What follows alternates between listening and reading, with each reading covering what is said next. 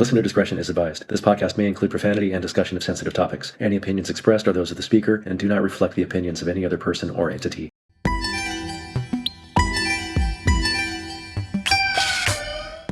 Welcome to episode 26 of The Real Future, Las Vegas edition number 3.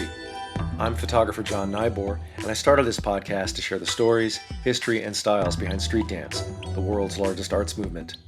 My guest today is Brendon Paredes, aka Boujee. When I first met Boujee in 2024 at the Elite Invitational battle, I didn't even realize that he, or anyone named Boujee, was behind the event. In fact, if you're taking this in on video, you'll see I have very few photos of him, and I tried to find shots that at least have his logo in the background. Anyway, I had gone to this event because I knew several of the participants, and it was a good opportunity to get to know more about the Las Vegas dance community. Eventually, I figured out what was going on, and met this person who was drawing the best dancers in the Southwest to his battles without drawing much attention to himself. I've photographed several of his events since that time, and it's always a welcoming environment with quality competition. So I was glad to get the opportunity to host him on the podcast and get to know him a little better. As you'll find out, he's just getting started, and I think he's building something special for the Vegas dance community. So let's get into the real future with Boujee. We're learning now. Plus, I grew up with actual maps, so Yeah. No, just the Apple Maps. do you know north and south? Yeah. Okay. All right, good. That's a good start. It's all square in Vegas. It's all just a grid here, so the streets get confusing sometimes. Right. Yeah. Well, welcome to the real future, Thank you for having me, Brendon. sir. Brendon Boujee Paredes. Yes. I know you as an organizer of dance events here, Correct. and that's why I invited you here. Thank you. But it's I don't know a whole lot about you, so I'll just kind of start with the basics. Oh yeah, let's do it. Yeah. What's your first memory of dance? What's your first dance memory It's tough. First dance memory of probably, any kind? Yeah, it goes pretty far back. Uh-huh. I would say it would be between my parents showing me the Smooth Criminal video, Michael Jackson, right? So that was a big one I remember. And then I don't know. This would have had to have been after. My sister was super into ABDC, America's Best Dance Crew, and I think it was the first season, something like that. So Jabberwockies were pretty big for me then, especially with the mask. Like I was a fan, definitely. Yeah, that is a big. Wait, how many siblings do you have? I just have an older sister. Older sister. Yes, yeah. So, how much older? I think she's like 30 now, so Okay. 7, 8 years older. Oh, so significant. Yeah. So she kind of she knew things that you didn't know. Yeah, for sure. For sure. She would put me on to all the stuff that's going on. As far as like pop culture wise, for sure. Yeah. I had no choice because it's like she's going to put whatever on. I'm just going to watch it. Is she a dancer? No. She was a fan though. Yeah. And she knew a lot of dancers. Yeah. And your parents showed you Smooth Criminal. Are they dancers? No. I think it was just Michael Jackson. I think it was just something Right. I had to see at the time. Not everybody's parents care about that. You're right. Sort of Yeah, thing. I think they were just hip. That's it. Yeah. And did you all grow up here in Las Vegas? So my parents met in New Orleans, and that's where I was born. You're born in New Orleans? Yes, New Orleans, Louisiana. And then how long? Yes. When did you come here? I only came here when I was like 2 or 3 years old. Okay. Because we moved after Hurricane Katrina. Oh, for So real? I didn't spend much time there, but definitely raised You in got Vegas. displaced by Katrina. Yeah. Oh, wow. That's kind of traumatic. Yeah, it's kind of like the aftermath of it, like the jobs and stuff. And I think it was along with like 9/11 and stuff too, because my dad is in the casino industry. So I think it was like not doing good over there. But here, the casino industry was better just because Vegas, so. It's way bigger. Yeah, way bigger. Because there's only like 2-3 casinos in New Orleans, so. Right. Yeah. And do you ever go back? Yeah. I just went back this year, like a couple of weeks ago for Mardi Gras actually. Really? Yeah. How was that? It was awesome. I got to ride on a float, throw beads. It was cool. How did you get on Bourbon the float? Street. Oh, my dad had a couple friends, and they go on the float every year. So Do they have a crew? yeah, we had a crew of Toth. Yeah. Oh my God! Did your dad grow up in New Orleans? Yes. Oh, that's an interesting. I've been there a couple times. It's been a long time. I Yeah. haven't been there in a long time, but What'd you go for? just to go. Oh man, it's I awesome took out there. some friends and I took a trip. This is a long ass time ago. We flew and met in South Carolina, Mm-hmm. and then followed barbecue joints all the way down to New Orleans. That's crazy. Yeah, I couldn't do that now. I don't think my stomach can handle it. It was amazing. It was like a food tour, huh?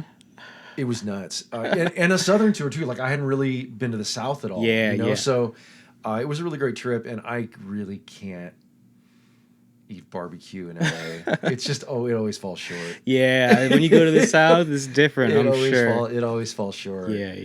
Yeah, and then we finished it off with New Orleans, so it's just like, oh my God. Yeah, it gets heavy. The food. It probably took 5 years off my life. But it was easily worth it.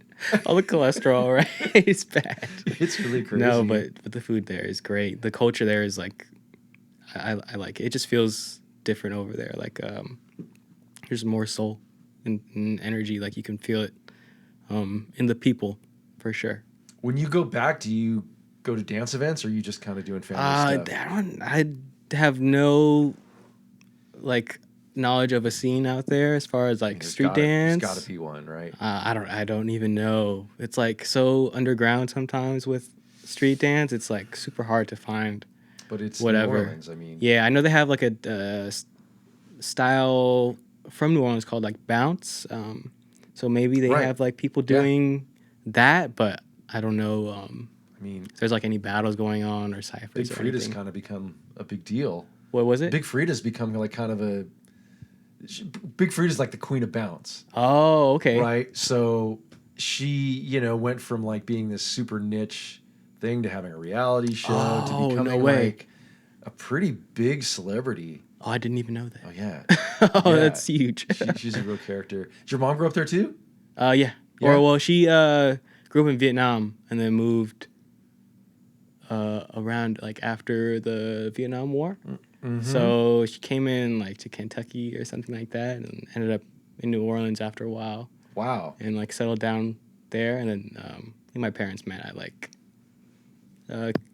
some hotel job, working like server and stuff like that. Are they both Vietnamese or? My mom is Vietnamese, and then my dad is Guatemalan. Okay. Yes. Yeah. So wow, you come from all over the place, right? which I think is the story of a lot of people here, right? No, like definitely. Especially Vegas. I think. So as I was telling you earlier, I was here for a nephew's 21st birthday, right? And he'd never been here. 21 in Vegas. Yeah, they came out from Jersey, and I took them around a little bit just because I just wanted them to see, not that I know that much about this place, but I've been here enough over the years for various reasons that I do understand it's a real city. Yeah. Right? Yeah. But most people who come here...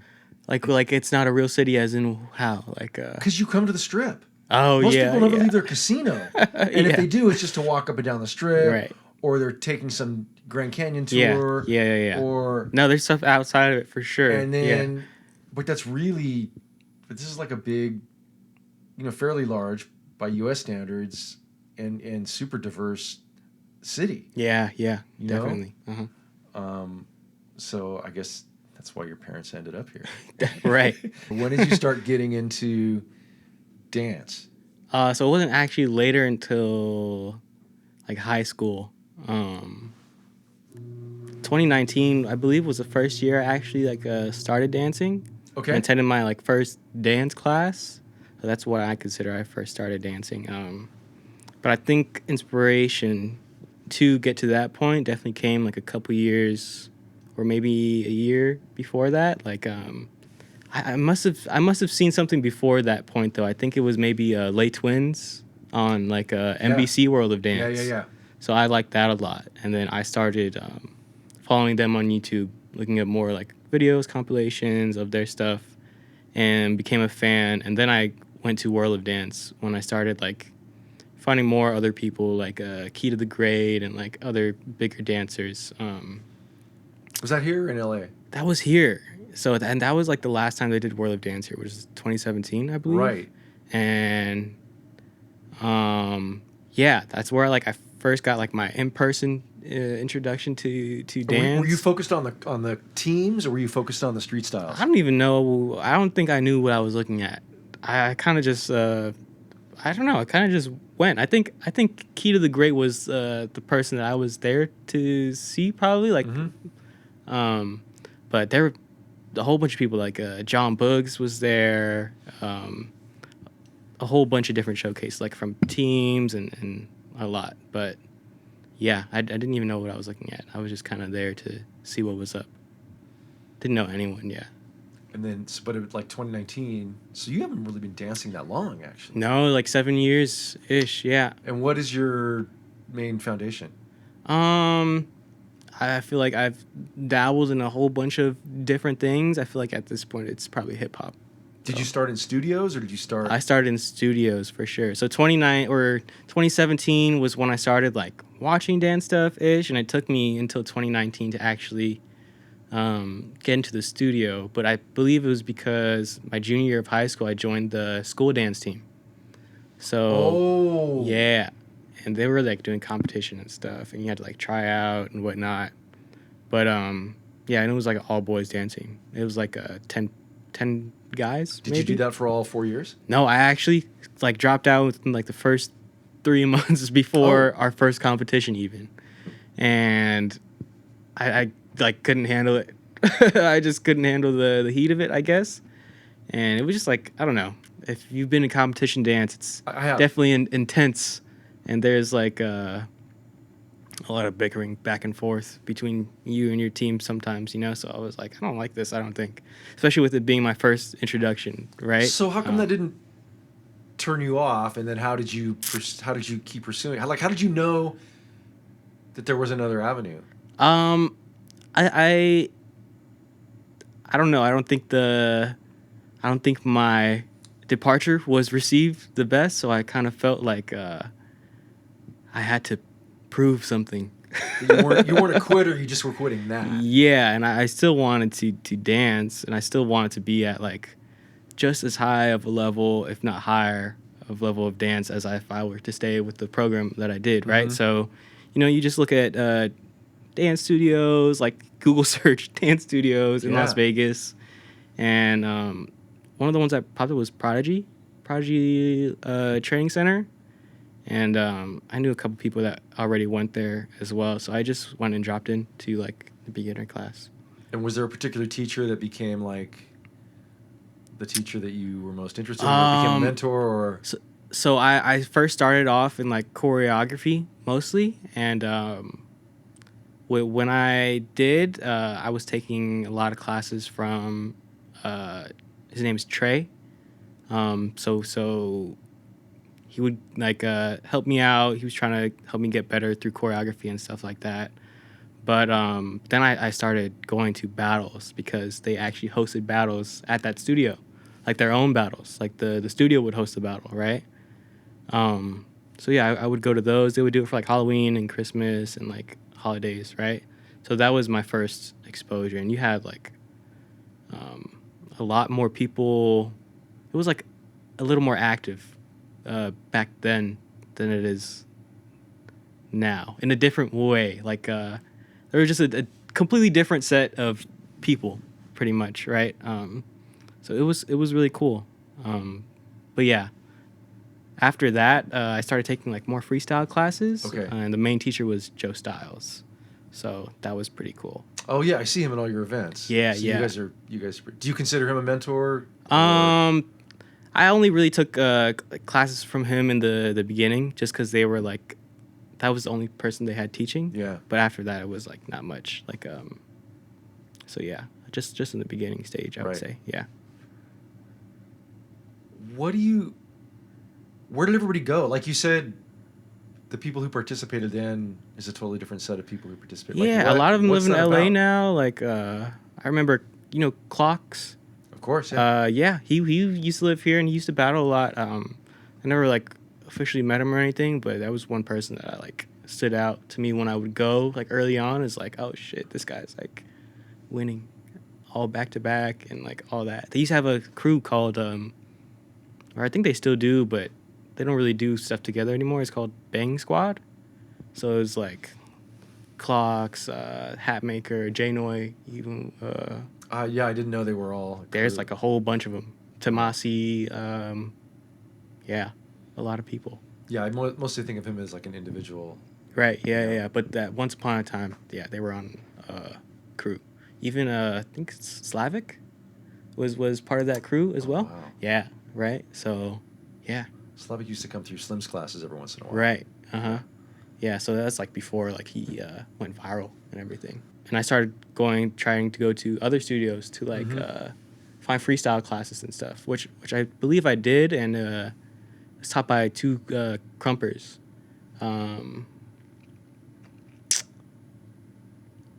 One of their name is Mercy, I believe, and then the other one, Encore, which I believe she was like a Lady Tie-Dyes I at the love time. Encore. Yeah. She moved back to Arkansas. Yes, something like that. They had a studio for a minute. Yeah. And ID. Right. I've got a T-shirt actually. Yeah. But I met her in L.A. and then I came out here for a Crump event and got to know her. She was just a wonderful person and a killer dancer. Crazy. Like just tear up the room. So I had learned some great. fundamentals. And her crew was great. Super, what was it? Wonder Woman. Yeah. Right? Yeah. That was wild. Yeah. So Wow. shout out to Encore. Hope you're doing well. And Brandon. Yup. And I know they have at least one kid. Yeah. So No, shout out for sure. Oh, that's cool that you worked with her. Yeah, very early on. I was just taking drop-in classes.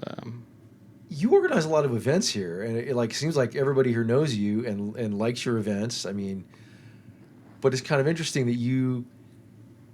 How did you end up? I mean, most people who get into street dance get into the dance, and if they become organizers, it's way later, right? Yeah.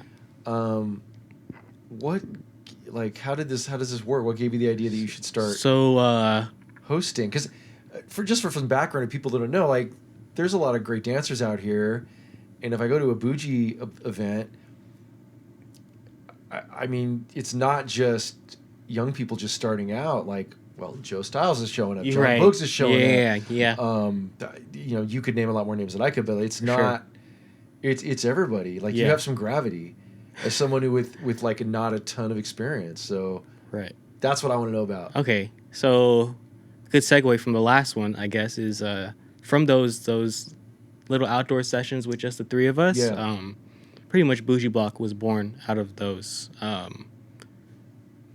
Off the pure fact of like I want to be able to dance with more people, right? And I want to be able to exchange knowledge with more people. I want to be able to learn from more people. I want more people to be able to ask questions to, all that, you know? So my idea was pretty much just to like publicize it. Publicize the session. Yeah. And I mean, it's no different than what we were already doing. The only difference was just that I made a flyer and I posted it up. So that was really the only thing. And I think it was just good timing because when we started those, the new show that just moved over here, Awakening, is just about to start like a production or something like that, right?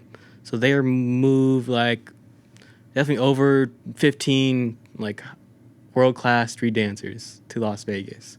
So they were all looking for a street dance scene as well, and it all kind of just fell into place. So it popped off super hard.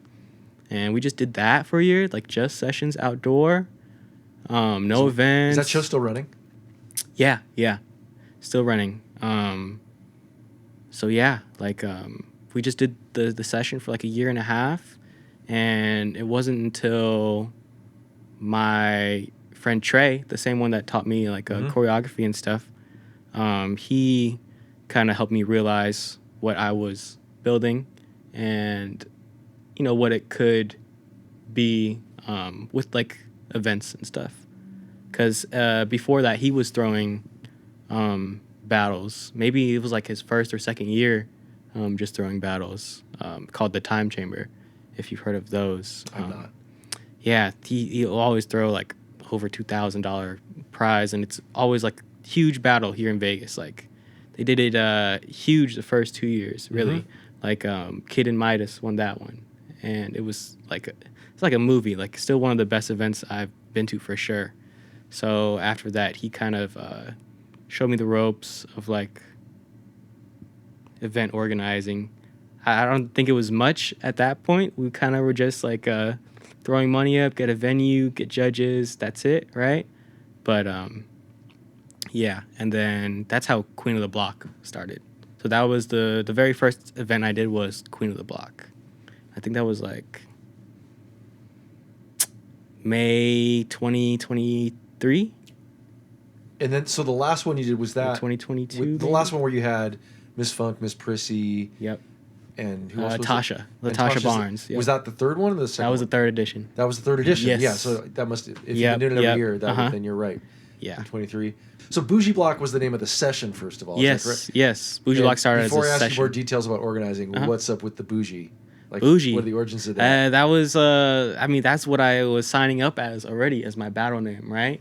But I mean, the origin of that is like, I have a cousin, you know, and she would take care of me and stuff. And like, I think one time I asked her if she had like Kobe beef or something like that. So they're like, what the hell? You Boujee. And then after that, the name stuck. So, Wait, why yeah. would you think she would have Kobe beef? I don't know. I think maybe my first time like trying it. Then after that, I was just like, shit, I need more of that. So yeah, it was right. born, and then I was like, you know, when you start battling and stuff, people tell you need a name and stuff. I was like, oh, okay. So what Trying went wrong something. at that first event? Shoot, not much, honestly. Like, not much that I can remember. It was pretty good. Like, turnout was amazing. And overall, like, I feel like a successful event is when I can like, I have an intention behind every event that's like deeper than turnout. It's more so to kind of shift a perspective in the scene, whether it's the way like something is looked at, like a style, or to show representation, or it's like I always like to fill a gap, you know, in the space. So that first one, Queen of the Block, it was just purely for women, right? Yeah, And yeah. off the fact that it's like, you know, we don't have well, at that point we didn't have any women's battles in Vegas, and it's just like a severe lack of representation for them, you know. So what made you interested in this? What are you like? I want to represent that for your first event. Yeah. I mean, again, I think it's filling the gap for sure, and I think that's one of the main things I looked at was just to see like what do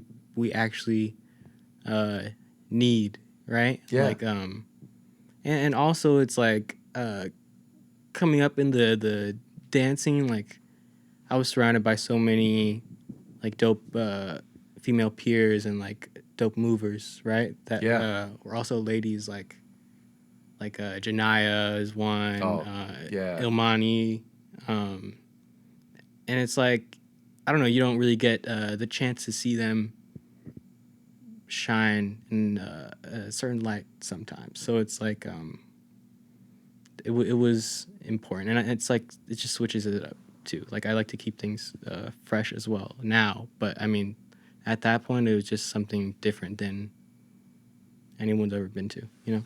Mm-hmm. So yeah. Did you grow up with Janaya and Ilmani? Came up kind of in the dance scene more so. Okay. Yeah. Ilmani's been doing this for like ever, so I like came along while she's been in it. But Janaya, we were on a dance team together for a while, and we would like session here and there. So yeah. Oh, so she's got some choreo background too. Oh yeah, definitely for sure. Yeah, okay. way more than me for sure. Yeah, they both been doing this, like born for this. I think I'm definitely like late to the game. I feel it Imani sometimes. won the last one, the last Queen of the yeah, Block, yeah. which was that was great because it was Seven to Smoke, if I Seven remember correctly. straight. Yeah, And she went 7 straight. that's hard. Yeah. It's tough. Yeah. We all went home early. I was like, okay, well. No, yeah, that was awesome though. Is there gonna be a 4? Unfortunately not this year, but definitely working on it for next Okay, year. yeah, you should, because that last one, I felt like it had a the first one I went to was great, Yeah. but that last one really did feel like it was for women, right? Like not just the competitors, but like everybody who came, and not, Yeah. you know, everybody was welcome, but it really did feel like you'd unleashed something, you know, and it felt different in the room. I felt like all the competitors felt the freedom to, you know, be who they were, fully supported and be encouraged. appreciated Right. for it, For sure. as opposed to being compared to. You're right. Yeah. Yeah. Totally. Is your sister, your mom, did they kind of like did you grow up with women who were, I don't know, talking to you about inequality or like? No, not really. I think I definitely like more of my friends in like high school and stuff like that were like girls, but that's it. Nothing like crazy. Yeah. What do you think of the like? Because I feel like your generation, things like gender equality, things like talking about the darker side of U.S. history, Right. We're starting to get talked about more in school. Yeah. Right? We're becoming more familiar, right? And now we have this backlash. And I'm just like, I don't know. Do you feel that in the dance community?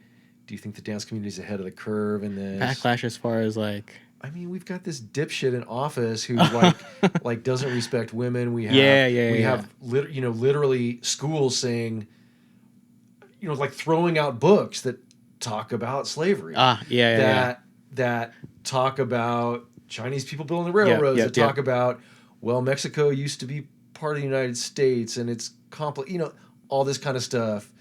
I felt like was becoming more part of the consciousness for like your generation for sure. Yeah. And now it seems like we're at risk of that completely, like going back, 50 years. Yeah. Right? Yeah. So I don't know, did like your peers talk about this? Is something you... No, not really. I feel like maybe I think sometimes people use, dance as a thing to get away from all those things, but also it's also like especially as an organizer, like it's a platform still, and it has power,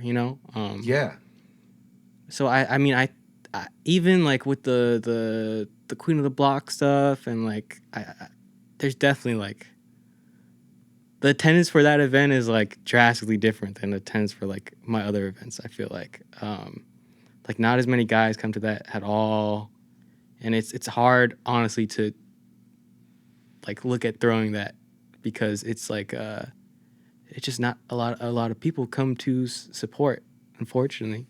So it's like I don't know if people really look at those things all the time when it comes to like dance battles and events, which I think they should, because like I think a lot of these events like have a chance to represent something that's deeper than like street dance. There's so many different styles and different cultures that street dance represents, and I think like just to throw a normal battle at this point, like we could be doing a lot more, even just to make it interesting.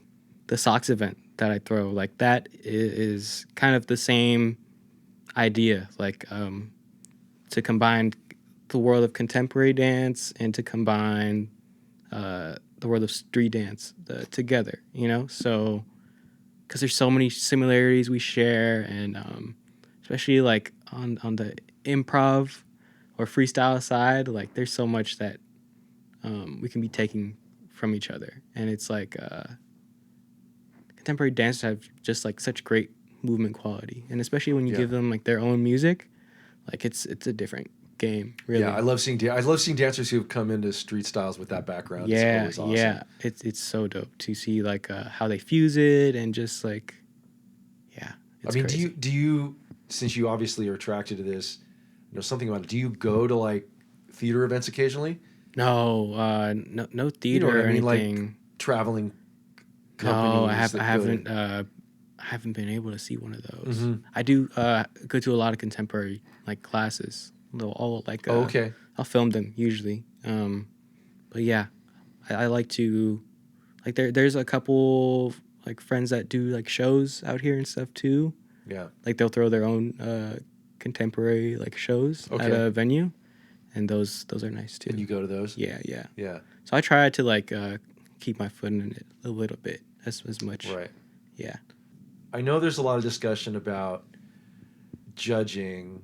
I mean, of course, there's does the judge have the experience? Yeah. But that's kind of obvious and easy to fix. Yeah. But the other issue that I hear people talk about a lot is there are a lot of dancers who feel that street dance battles need like a scoring system. Yeah. I agree. You agree?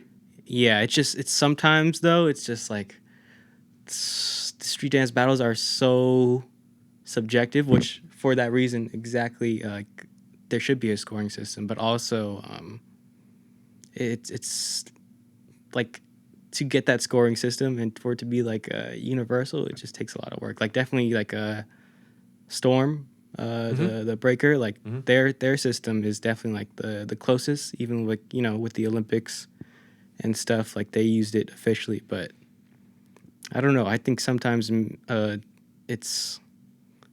should just be kind of formless, you know? Why do you think? Because even if you had a scoring system, regardless of what it was, it would still it'd still be just as subjective, though, right? Thank you. Yeah. Yes. But it sounds like you think it would help. I think it would more so save the judges from responsibility. Yeah. But that's only if like the dancers are asking the judges for their score maybe or something. Check this out. So late last night I had Dredd in here. Yeah.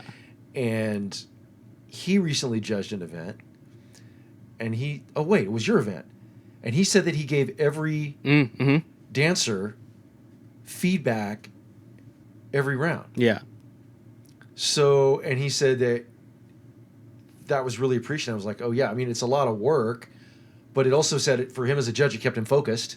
Yeah. Right? You're not going to drift off if you're like writing down. He's going, I went to everyone, because then they had the opportunity to know what I thought they did good, know what I thought they didn't do so good, and you can improve the next round. Right. Right? Yeah. So that would be one thing. Like that would be one way to do it. You wouldn't have categories, but you would have just overall feedback. Even if it was just at the end, it would be it would be too much for dancers to digest feedback from 3 different judges every round. That's too much. I think that's also always an option for a dancer is to just go and ask for feedback. Well, not really, because a lot of times the judges go huddle.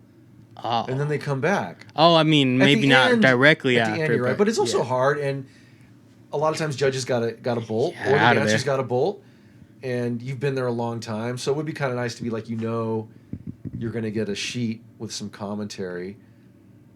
I know that I was a musician, and I was in the music programs as a kid, right? And so like you go to a marching band competition, and you would get a tape, right? And so like next week you'd go back into band class, and the band director would break down the tape that he got from because the judge would be sitting there watching your thing, and he would be talking and saying your tape, so you get all the commentary, right? And that was so then just like not just like, oh, we weren't good. It's like, here's why. You might think they're wrong, but it's like here's why, and you got an actual recording of the judge saying what's up. For things like that, definitely, because I feel like the other side of taking feedback, especially in dance, I heard this recently, is like taking feedback too much to where you conform to whatever the judge I know exactly what you're saying. Like, I feel like some people don't.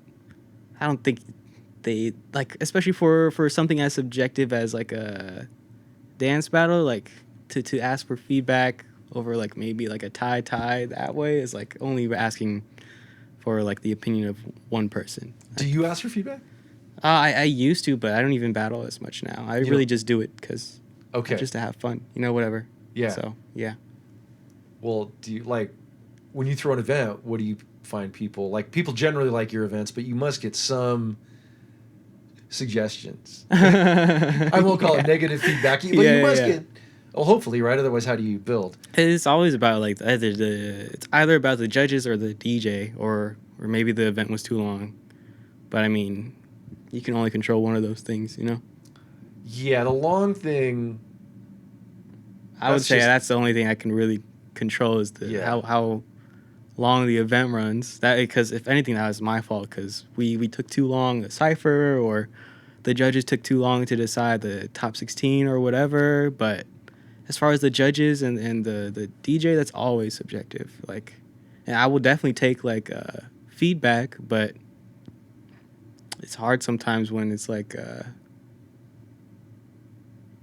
it's always the people that lost. Well, that have something right. to say. It's like, okay, they're just bent, right? Is this like feedback I need to be listening to, or are they just in their feelings? Right. But yeah. They didn't play my song. Yeah. They didn't play my song.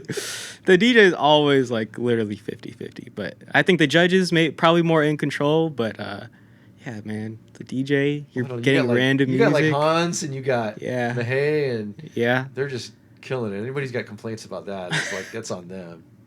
Yeah. I mean, there's always a couple times like we tried to give a chance to someone coming up because we really don't have a lot of like DJs out here.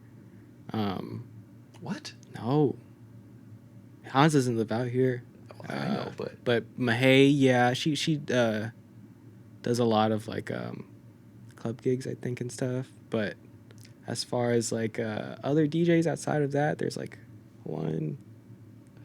So that's it. This goes back to the like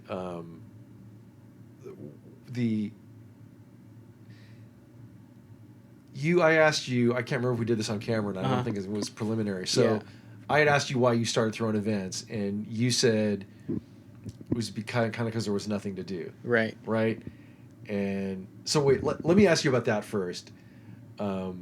Your nothing to do in Vegas had nothing to do with art. No, Coco, right? Different, but like there's actually nothing to again, do. it's like it's so weird to think of Vegas and nothing to do. It just sounds like a disconnect. Yeah. Right?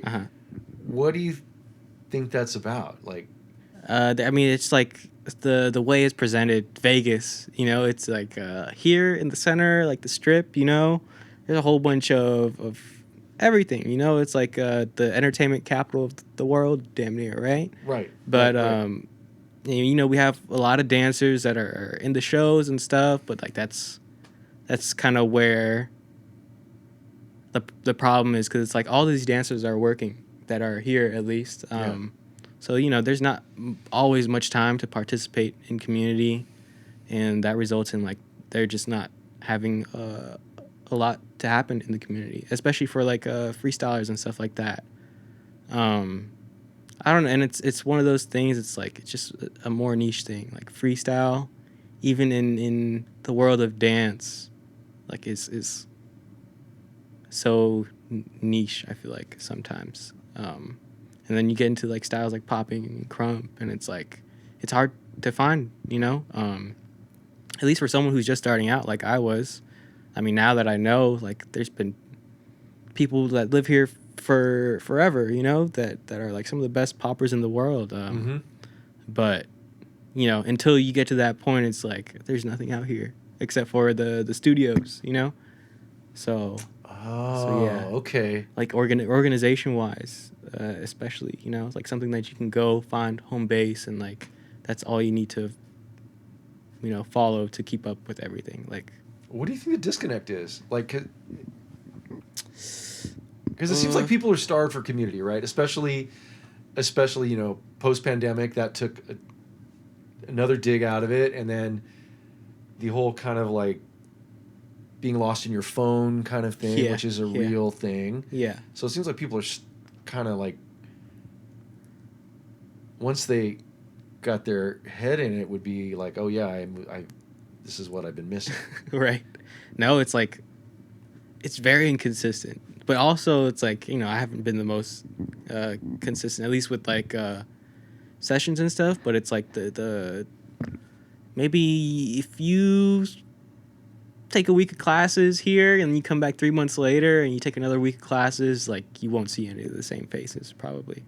It's just and it's not even that people are moving away or coming in. It's just like people kind of go through seasons of dance here very much. And I don't know if people feel like maybe freestyle or battling is like corny in a sense compared to like choreography, or maybe just the direct tie to the industry that choreography has more so than like freestyle. I don't know what it is. When you come to LA, do you feel like it's different? Yeah.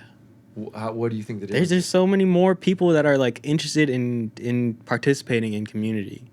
Like you see T Cussin and Jalen that have the middle ground. Yeah, I've been. It's freaking yeah. huge. Like I haven't been able to go to one of those, but there are so many people over there, and they're all like younger. It seems like. But T started it for the same reason that you're talking about. Yeah, for sure. And I mean, like that's why you have to start it for sure. But it's hard when people stop coming, or it's like, But do you think is it just because LA is so much bigger, so therefore 1% of LA is bigger than 1% of Las Vegas? I think Or is there so, something but different going I on? think it's also something different, and just like I think a lot of people have also moved there for the sole reason to dance. Yeah, but that could make it worse because they're there like with this like industry goal. Right. So that could make it worse. But I think middle ground is something that is kind of separate from the industry in a way. Yeah, for sure. Like For sure. The underground scene kind of. Yeah. Maybe they feel like it's a way to get away from that industry side. It's both. Because part of the reason people show up is because T is successful. Yeah. Industry In the industry, person. yeah. He for doesn't, sure. And he doesn't really pretend to be otherwise. Right. But he's also like, everybody's welcome. It's Yeah, not yeah, like yeah. you're here to get a job, Right. but I can tell you how that works, right? Yeah. I'm just asking about this because LA is a place that's very notorious for being difficult to move to, right? I've lived in Southern California my whole life. I grew up in Orange County, and then I've lived in LA since. And sure, lots of people come to LA and lots of people love it, but lots of people come and just feel alienated, and like it's hard to meet people. Not just because it's a big city, but because they're coming there to get into a particular industry, whether it's film or in our case, what we're talking about is dance. Yeah. And so like you go to a dance class and you can't make friends because everybody's like, oh, they're going to take my job. Right? Or we're competing for the same thing. Right. Right? But despite that, there is a really vibrant dance community in Los Angeles. Yeah, very. So I feel like this place... Now, it's true Los Angeles does have some deep history that goes back to almost the start. Yeah, right? After New York, like Yep. it's one of the major hubs. Yep. So certainly that helps. You have generations who have been cultivating this. Yeah. But some of those people have moved out here, and you have. So anyway, my point is, they're very similar dynamics at work here, right? Based off of the events that you came to in Vegas, what do you feel are like some key things that stand out to you, or things that you notice that are like different from LA? I don't think I'm gonna have an answer that. Honestly, all I really notice, I just have a different perspective because of where I'm coming from. Like I didn't grow up in this. Right. Yeah. Right. Do you even know why I photographed this community? Is it because like or no, how I ended up doing it? The lot? Yeah, but it was completely by accident. walked up upon. Yes. Okay. So you do know this. I So, believe I heard the so story. Yeah, yeah. So I'm interested. which is beautiful. I think that's so. I'm awesome. interested in the community and social aspect of it. Right. Yeah, That's yeah. the message. That's the story I'm trying to tell with my photos. Yeah. Is that here we have this worldwide massive culture that is doing all the things that, well, some people are scared of, but a lot of people think, oh, we need to be doing this. And I'm just like, people are doing this, right? Yeah. People are getting together and working together from different backgrounds, from different places, and building things together. And it's not just fun and games. Like, there's people who have careers in this, and there's like essential community organizations, et cetera, et cetera. Yeah, for sure. So when I come here, I'm not probably focused on some of the things that, like the dance dancers aren't aspect, right? necessarily. Yeah. So all I kind of have seen, because the first thing I came was something, it was a crump battle that Joe digs through. Oh shit. It was a Digs Deeper when she was still doing that, and it was okay. it was at District. Tie Dyes was there, and that's where I met Encore. Actually, no, I had met Encore at a Vans event in Costa Mesa. Oh my gosh. But Encore was a judge at this event, and that was jammed because it was, District is not big. No. And this had a big turnout. Okay. Everybody was there, right? And it was my first Crump event I'd ever been to, and it was amazing. So all I really, that was like, well, it wasn't so much about Vegas, it was about Crump, and I was like, okay, it just reinforced my idea that this kind of community expression is going on everywhere, right? Mm-hmm. Although Vegas, not a big surprise that it's going on. It's not like I went to Yuma, Arizona, and this was happening. But then, okay, so then after that, did I come to something that was, then it was probably your events after that. And so I just kind of saw the same patterns. I was like, this is awesome. It's a little smaller. Yeah. But I was impressed by the level of talent, because I have been to I've been to Salt Lake City, I've been to Phoenix, I've been like San Diego, Orange County. Even there you notice a talent competition level compared to LA. It's only 30, 40 miles away. For sure. I even got to go to Japan in 2019. That's awesome. Nuts. That's the level right there. But so what I'm saying is that I saw this community, and it seemed like very similar to what I was seeing in LA in terms of what I'm looking at, right? And then I guess I feel like the community, my limited exposure to the community here, is that it's really welcoming, and that you really see the kind of diversity of personalities that exist within this place, this unusual place that is Las Vegas. This is one of the strangest places in America, if you ask me, right? Because of this strange greed, money. It's like where America, the strip is where America goes, blah, right? Yeah. And there's a lot to learn from that. But then you get outside of it, and it's like this fully functional. People live normal lives. And people from everywhere. This is, I don't have numbers, but it's got to be one of the more diverse, culturally diverse cities in the country in terms of languages spoken and countries of origin. Yep. Right? Just because of this, like everywhere, this strip thing, people coming here for this work.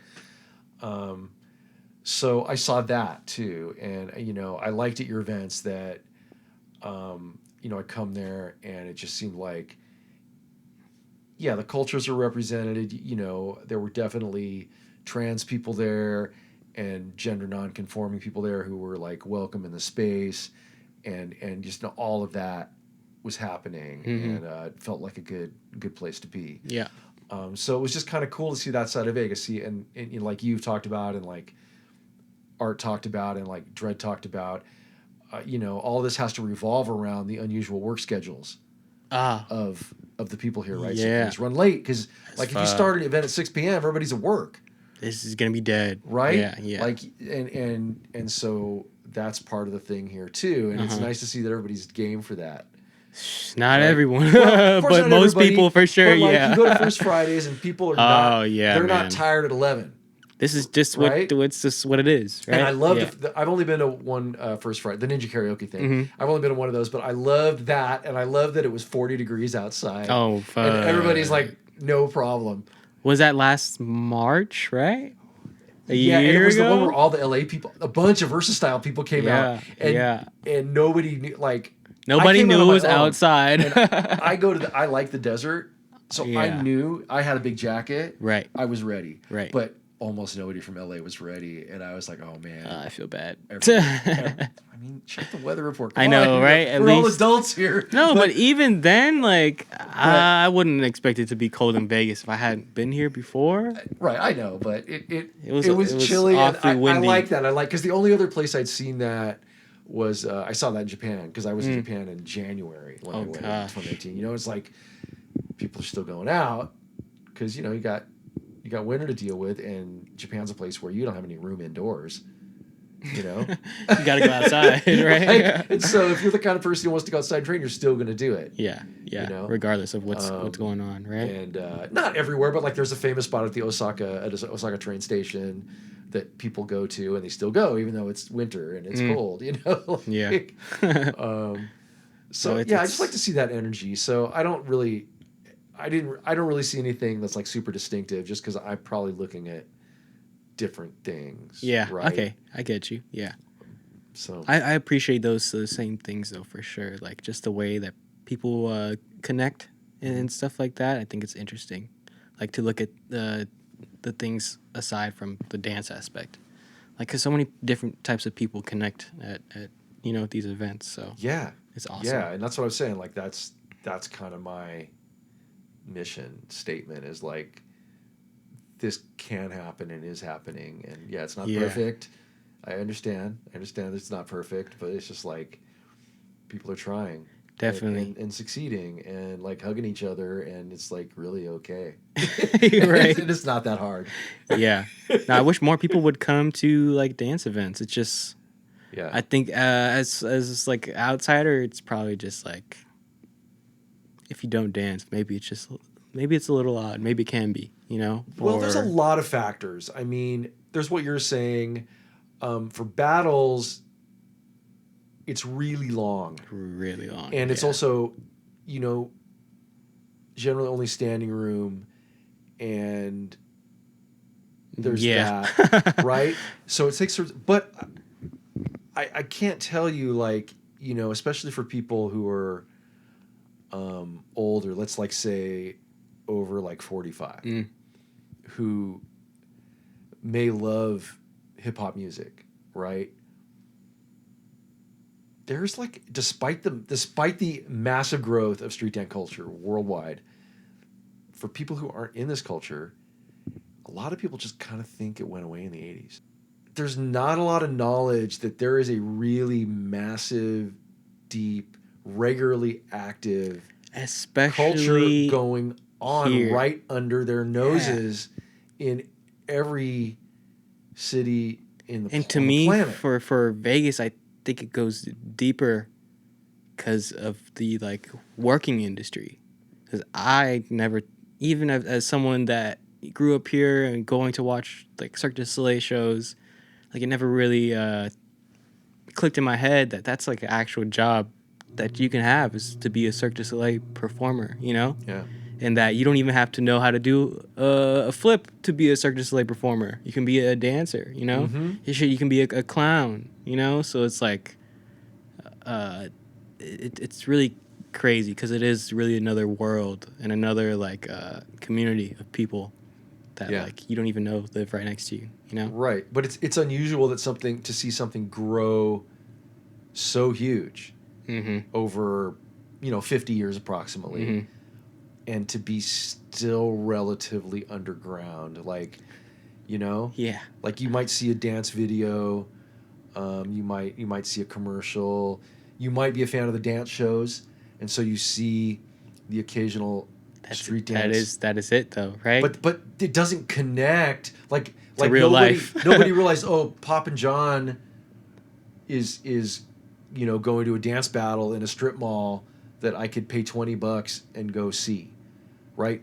This is not connecting with the larger. So it's very strange. Yeah. Because it's not like a lot of things like this have shrunk, right? Like things shrink, and that's why people don't know about it. They're very small, but this is millions and millions and millions of people worldwide, and you look at international, and it's like it's a little different. I think it's perceived more in well, I saw the way that we my wanted only to. exposure to that is Japan, and that was a real eye opener to see, to see how it's perceived there. That you might just put your kid in a hip hop dance class, and not because they don't.